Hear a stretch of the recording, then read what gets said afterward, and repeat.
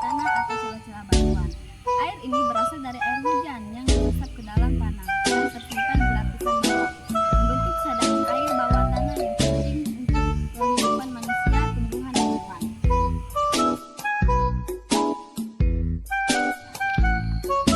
Jenis-jenis air tanah. Yang satu, air tanah freatik atau air tanah dangkal, terletak di atas lapisan kedap air pertama, mudah ditemukan dan digunakan untuk sumber daya, tetapi rentan terhadap pencemaran karena letaknya yang di dekat permukaan. Dua, air tanah artesis atau air tanah dalam, terletak di antara dua lapisan kedap air.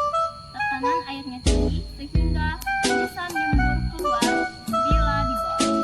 Biasanya lebih bersih dan jernih dibandingkan dengan air tanah dangkal. Air tanah juvenil berasal dari dalam bumi, proses vulkanis bukan dari air hujan.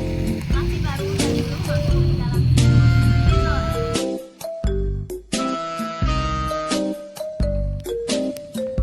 Daerah aliran sungai atau disebut dengan das adalah suatu wilayah daratan yang dibatasi oleh batas topografi atau misalnya tinding bukit atau pegunungan yang berfungsi menerima, mengumpulkan, menyimpan, dan mengalirkan air hujan ke sungai, danau, atau laut.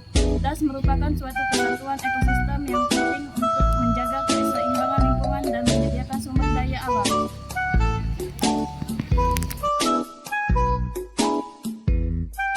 Perairan darat memiliki banyak manfaat seperti sumber air bersih, irigasi pertanian, pembangkit listrik, dan sarana transportasi. Sumber air bersih. Perairan darat seperti sungai dan danau merupakan sumber utama air bersih untuk kebutuhan rumah tangga. Irigasi pertanian. Air dari perairan darat digunakan untuk mengairi tanaman pertanian. Pembangkit listrik. Sungai dan danau dapat digunakan untuk pembangkit listrik tenaga air atau bisa kita sebut sebagai pembangkit PLTA. Sarana transportasi. Sungai dan danau dapat menjadi jalur transportasi untuk menghubungkan berbagai wilayah. Rekreasi.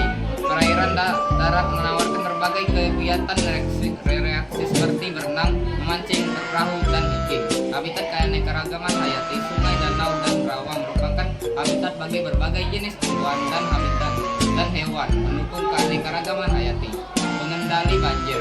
Perairan darat seperti sungai dan danau membantu meredam banjir dengan menampung air hujan. Pengendali iklim. Perairan darat berperan dalam mengatur iklim, terutama iklim mikro di sekitarnya, dengan mempengaruhi suhu dan kelembaban.